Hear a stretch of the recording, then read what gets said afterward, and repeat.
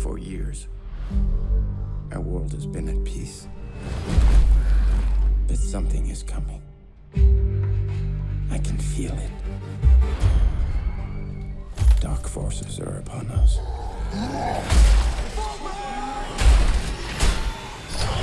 It was really interesting because there were two camps on set. You know, there was only a few times that the orcs and humans actually cross over. So when they were working, we weren't. When we were working, they weren't. And, you know, speaking for the orcs, there was when you're in there in pajamas and there's nothing to hide behind, and an intense form of camaraderie sprung from that, and it became a real kind of group ethos, and you know, these guys became real friends. And it's a real undertaking when you're doing, I imagine when you're doing performance capture work all together, and I know Toby had experience with it.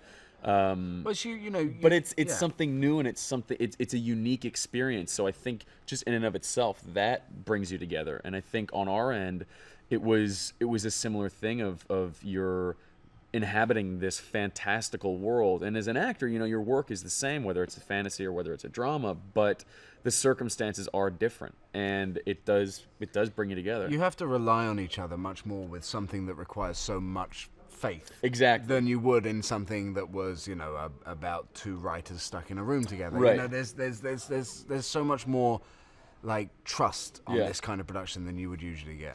I had the least amount of clothing, and then I sometimes had to wear the armor as well, but my very first day on set was in what I call my loincloth, and everyone else was dressed with hoods and head to toe and such, and it was my first day working, and I was meeting the king, and I walked in, and I was like, here you go.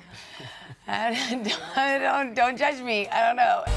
You side with the humans against your own kind. This is suicide. We have no choice. We should attack with full force.